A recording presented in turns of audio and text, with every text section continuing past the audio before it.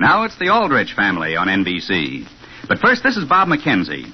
Beginning Monday over most of these stations, two of your favorite NBC friends will be coming to you at a new time. The first will be Bob Hope and his quips and comments. And by the way, Bob's guest editor this coming week will be screen star Ann Baxter. The second will be that master of the easy style, Dave Garroway. Now, a lot of us have gotten into the habit of tuning in, the boys, so check your newspaper for broadcast times and listen at the new time Monday for two of the most entertaining 15 minutes in radio with Bob Hope and Dave Garroway. Now it's the Aldrich Family on NBC.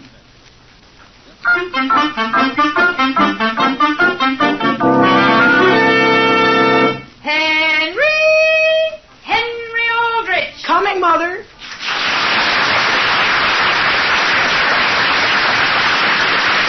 Yes, it's the Aldrich Family is transcribed, written by Clifford Goldsmith.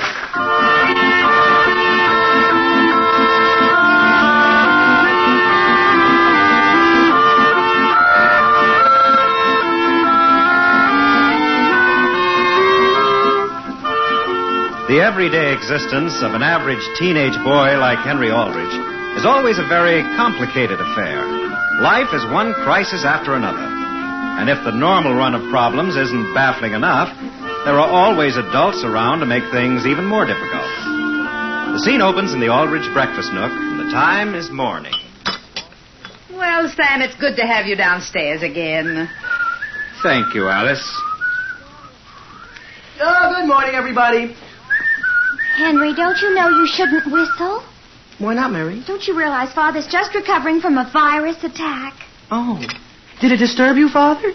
Well, I did feel a slight draft. Sam, I just happened to remember. What have you got in your hand? I forgot to take your temperature before you came down. Alice, you're not going to take my temperature at the breakfast table. But, dear, I really think we should. I haven't had any temperature for 3 days. Father, is there anything I can do for you? No, thank you, Mary. Henry. Oh, gee whiz, I forgot. Here, Sam, take this scarf and pull your bathrobe collar up. Alice, I don't need anything more around my neck. Can I get you anything, Father? No, thank you. I just wish you'd all stop acting as though I were dying. After all, I'm out of bed. In fact, the doctor says I can stay downstairs 2 hours today. May I have the hotcakes and sausage, please? Here, dear. Why can't I have hotcakes and sausage? Because milk toast is better for you. That's all I've had for 5 days. Well, dear, if you continue to improve, how would you like a boiled potato for dinner? That is certainly something to look forward to. If I eat my milk toast this morning, I may have a boiled potato tonight. Henry. Oh, I'm sorry, Mary. Can't you see that Father's already irritable? What do you mean I'm irritable? Oh, by the way, Mary, when you come home this afternoon, will you be sure to put the vegetables on in time for dinner? Oh, but Mother, I've got to run over to the hospital this afternoon. The hospital, Mary? Yes, Henry. Any reason why Joe Graham can't come over here? Father, he's an intern. He only has 2 hours off, and I told him I'd meet him there instead of his coming all the way over here. Well, then, Henry, you'll have to get the vegetables ready when you get home from school. Yes, Mother. Must Henry get the vegetables ready? Well, my goodness, Sam, I don't know why he can't peel a few potatoes and drop them in a pot. After all, I promised to work at the Red Cross today. You mean I'm going to be left alone all day? Henry, didn't Mary ask you not to whistle? Oh, yes, Mother. I just can't get that tune out of my head. And, Father, don't you worry about a single thing. I'll be home the minute school is out and do anything I can to make you feel better. That's fine, dear. I'll take your temperature. Henry, I don't have a temperature. Well, then I'll keep you bundled up. I don't want to be bundled up. Gee whiz, then I'll just peel the potatoes. Splendid.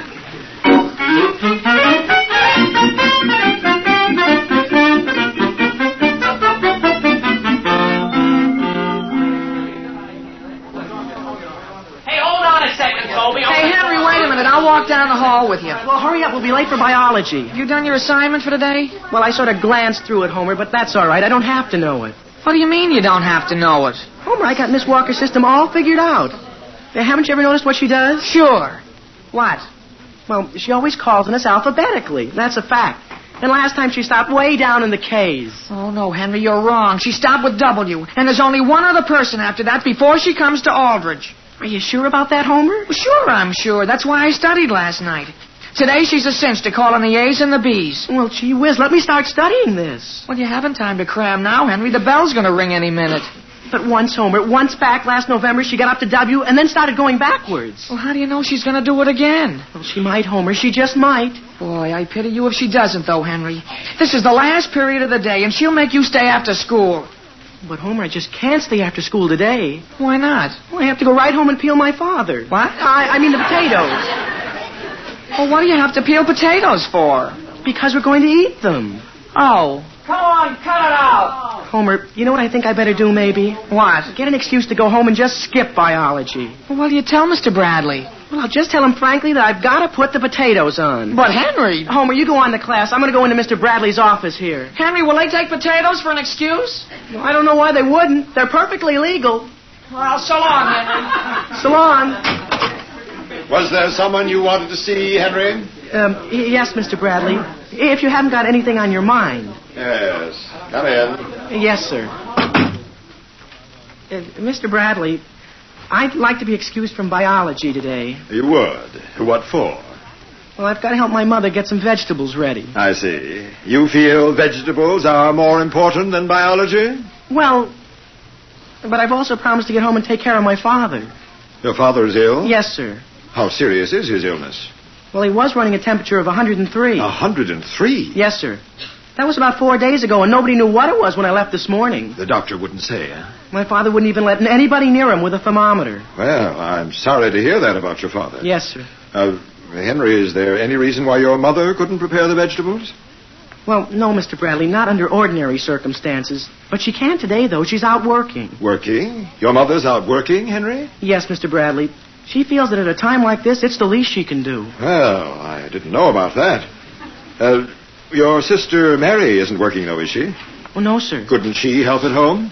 Well, the only trouble is she had to go to the hospital this afternoon. To the hospital? Yes, sir. To the general hospital. Well, I guess there's only one thing we can do under those circumstances. I'll write out an excuse for you. Well, thank you, Mr. Bradley. This all puts quite a responsibility on you, doesn't it, Henry? Oh, I don't mind, Mr. Bradley. And I'm sure my entire family will appreciate this. Now that I remember, your father wasn't present at the luncheon club Monday. No, Mr. Bradley. Come to think of it, I don't believe he was present last week either, was he? No, sir. It was just a week ago today he began to go under. And how's your mother holding up? Well, you know Mother. Father keeps saying he wishes she wouldn't try to be two places at once. She'll exhaust herself. And him, too. Here's your excuse, my boy. Well, thanks again, Mr. Bradley. And, Henry, don't you worry too much about your schoolwork during this. No, sir, Mr. Bradley. I'll try not to.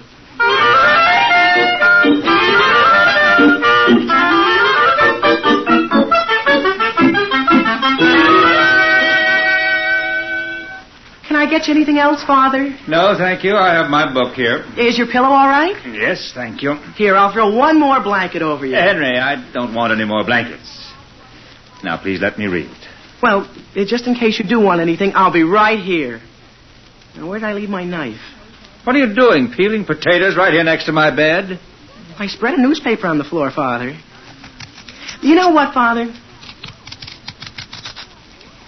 I saw somebody once who could take the whole skin off a potato in one long strip. Father? Who was it? A sailor in a newsreel. He had a cat, too. A cat? Who? Who has a cat? The sailor. Henry, I'm trying to read. Oh, excuse me. You know, Mr. Bradley's a pretty nice guy, isn't he? He said he missed you at the luncheon club. Did he? Yes, sir. He said he hoped we'd all bear up under this. Bear up under what? Well, you in bed and me peeling. Father, did you like that intern at the hospital Mary's going over to see this afternoon? Hey, Henry, I do appreciate your helping, but I would like very much to finish this book in peace and quiet. Oh, gee whiz, I keep forgetting. Oh, boy, there's the telephone. If that's your mother phoning from the Red Cross, tell her to stop and get some magazines on the way home. Hello? Henry, is that you? Yes, Homer. Can you come over to my house and work on our toboggan? Well, no, Homer, not this afternoon. Well, why not? Because I've got my father on my hands. But, Henry, if we don't finish our toboggan this month, we'll miss all the good sledding. Well, wait a minute, Homer. Hold the line. Father? Well? Father, would you mind if Homer came over very quietly for a little while? I'll be delighted if you stay downstairs. Gee, thanks, Father. Homer, you can come over here. Okay. George Johnson is here with me. I'll bring him along to help. And also Toby Smith. Oh. Well, all right, Homer. And Henry. What do you think happened in biology today? What? Miss Walker didn't even show up. She got the flu. You didn't have any class? No. Goodbye. Well, imagine that. Gee whiz.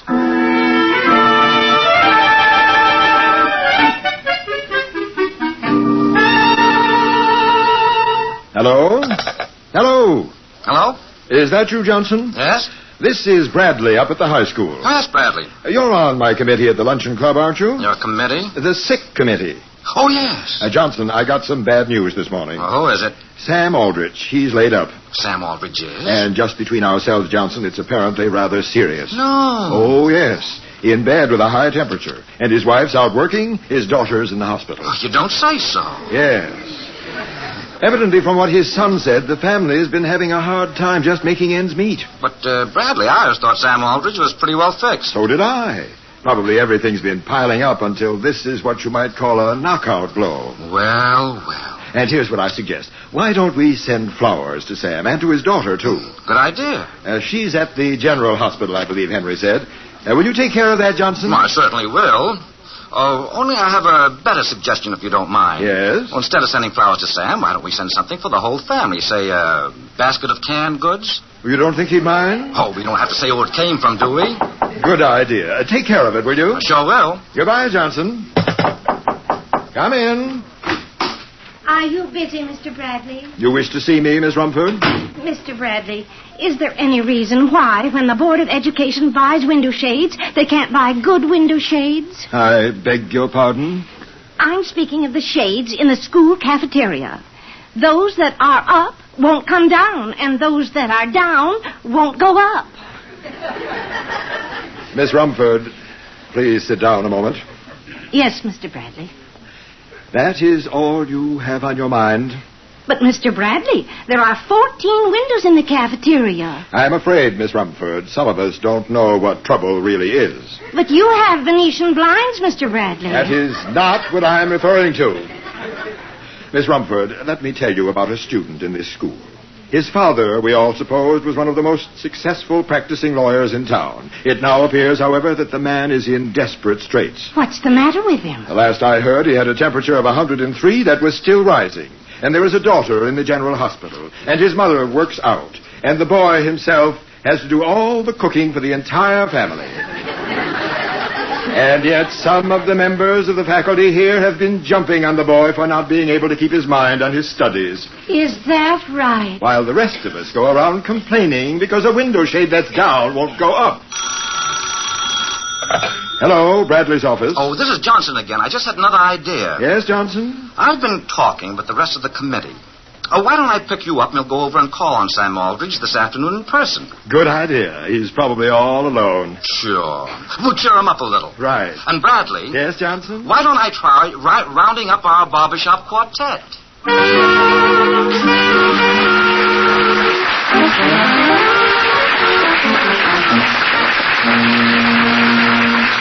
We'll return to the Aldrich family in just a moment.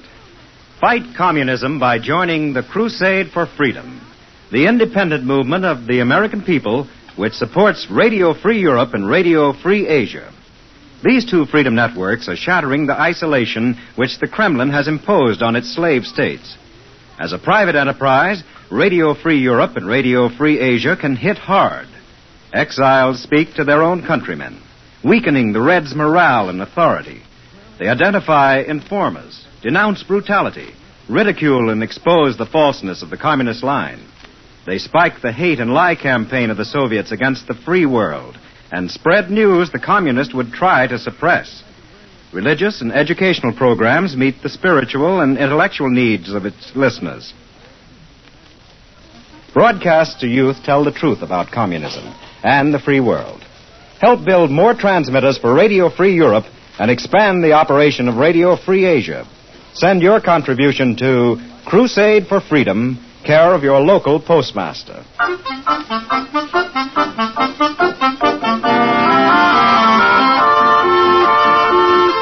And now getting back to the troubles of Hen-ree Al-drich. Because his mother is helping at the Red Cross and Mary is visiting at the hospital, Henry is asked to be excused from school early in order to go home and take care of his father, who's recovering from a cold. His explanations, however, have been inadvertently misleading. The scene opens in Mr. Aldrich's bedroom. Father, would you like some toast and another cup of tea? No, thank you. Are you sure you don't want any? I do not want another cup of tea. You have been very helpful, Henry, all afternoon. Suppose now you take up your potatoes and your pans and your paring knife and these tea things and that cake and this pitcher of lemonade and go downstairs and let me have a little sleep. And leave you all alone? I won't mind one bit. Oh, gee, Father, I don't think Mother would want you to go to sleep without someone right here to take the responsibility. I won't mention it to your mother. I'll tell you what I'll do. I'll find something you can thump on the floor with just in case you need me.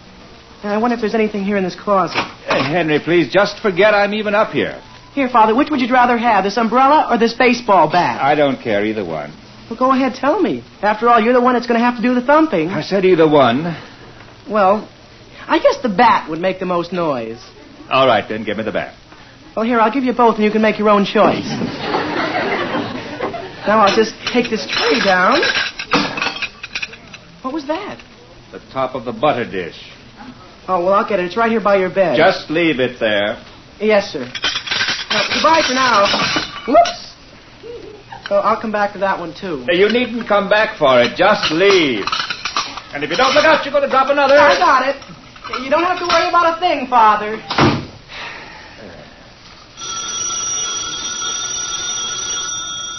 Hen-ree! Hen-ree! Hen-ree! Hen-ree Al-drich!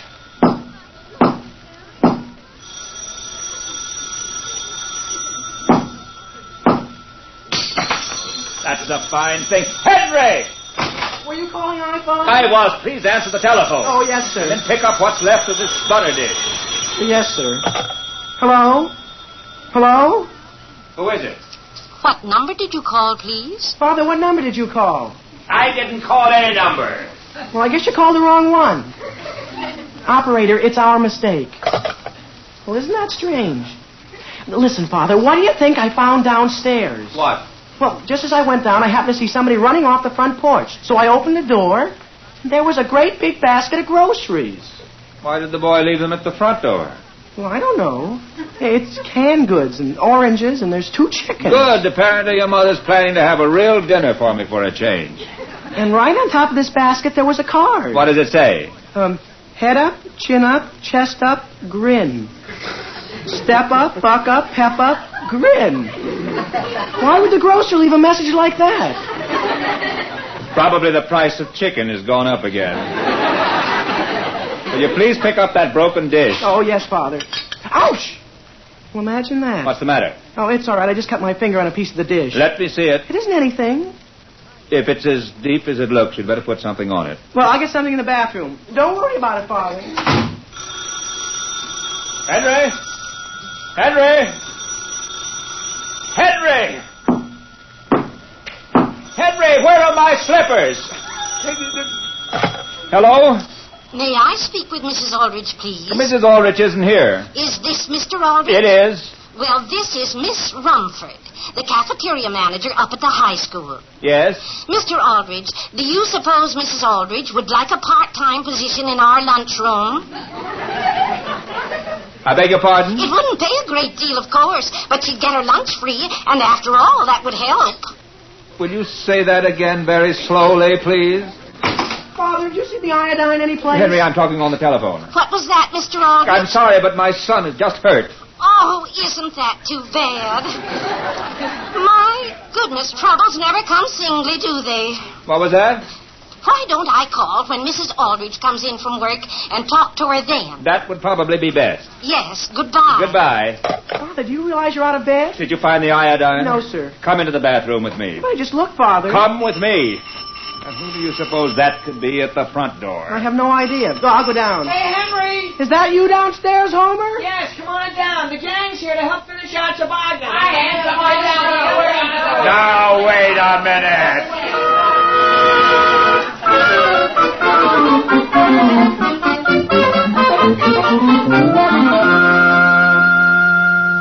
boy, Toby. You don't know a darn thing about fixing toboggans. I sure do, Homer. When you sand the bottom, you gotta hold the sander like this. Oh, wait a minute, fellas. Look, if we're going to make any noise, we shouldn't stay here in the living room. But, Henry, we stopped hammering on the toboggan, didn't we? Well, sure, George, only I think my father can still hear us. Why don't we go down in the basement? Because, Homer, I have to be here when my father calls for help. Come on, George. When we finish the sanding, we're all through. Okay, Toby.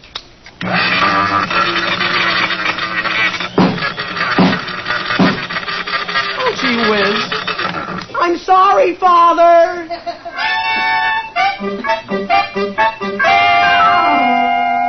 Now keep it quiet, fellas. Toss the football here, Toby.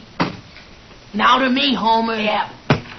Nice catch, George. Back to me. Here I am, Toby. Boy, what a pass. Here you are, Homer. Wait, Henry, I'm tying my shoelace. Oh, gee whiz. I'm sorry, Father.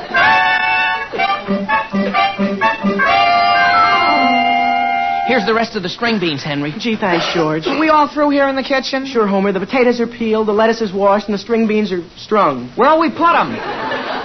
Oh, yeah. Toby, would you reach up in that cupboard and get that big pot? Well, I'll get it, Hen. No, you're too short, Homer. Let Toby... Oh, gee whiz. We're sorry, Mr. Aldrich. Father, did you know you knocked some plaster out of the ceiling? What's that? Goodbye, Mr. Aldrich.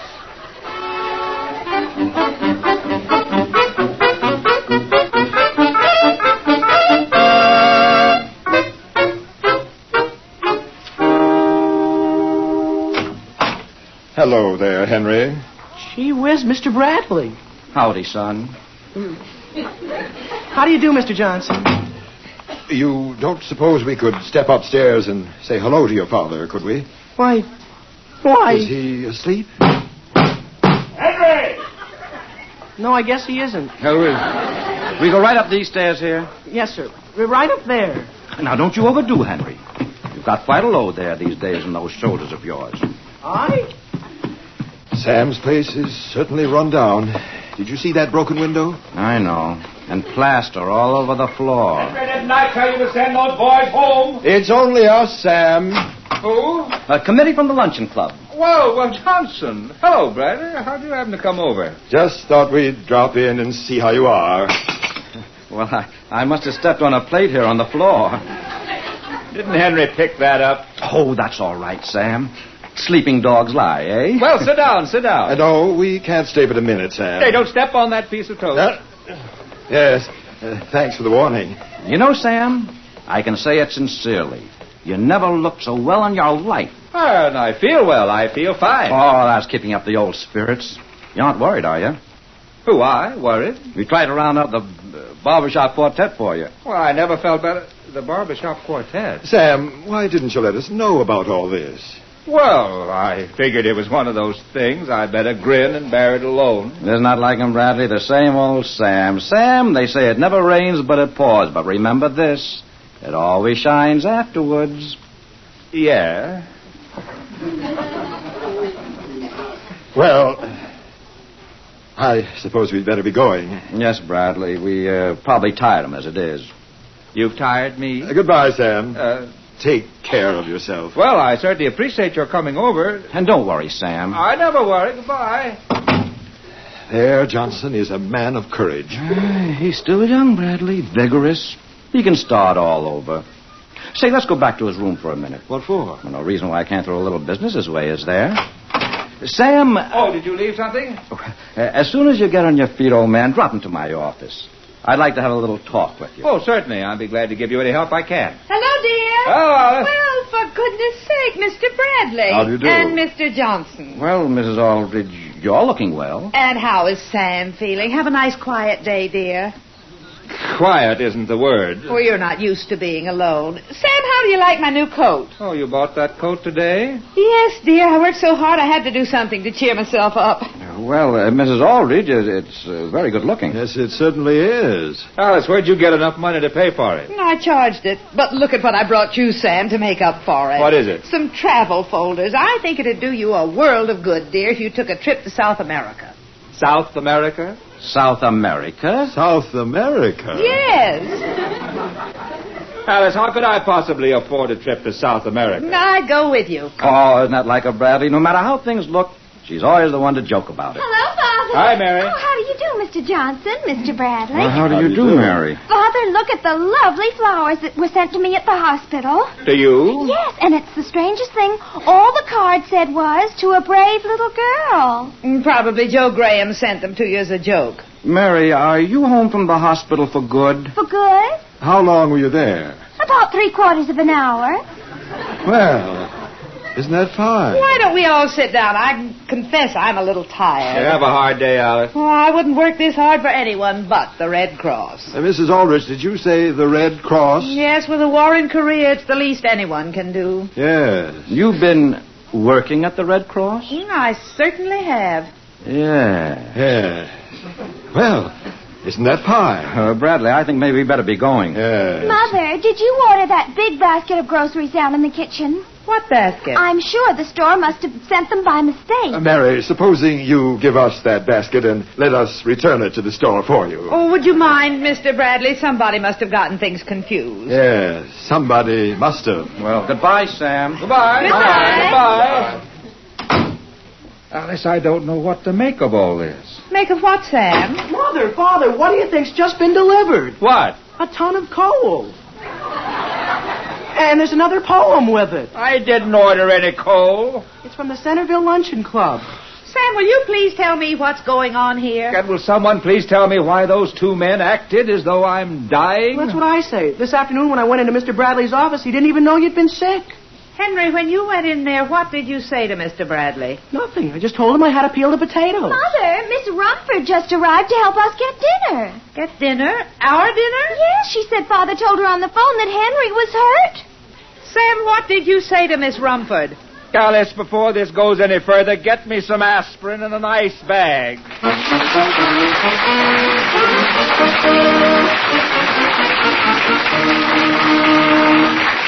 In these days of world crisis, when our nation and its citizens need spiritual strength and guidance, all of us should think about what religion means to us and to our country. More than anything else, it is religious faith that makes our way of life possible and worthwhile. During this month of November, people of many faiths are joining in a great Religion in American Life campaign. Wherever you are, whatever your faith may be, you're asked to join in this campaign. Take your problems to church this week. Millions leave them there.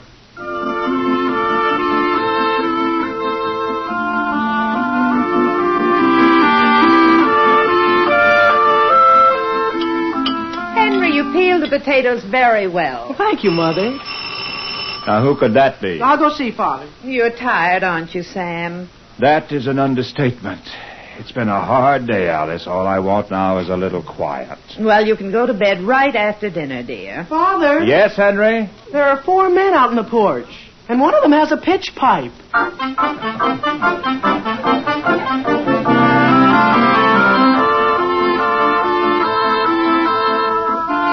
The Aldrich Family is transcribed as written by Clifford Goldsmith. Henry is played by Bobby Ellis and Homer by Jack Grimes. Mr. and Mrs. Aldrich are House Jameson and Catherine Roth. Your announcer is Dick Dudley.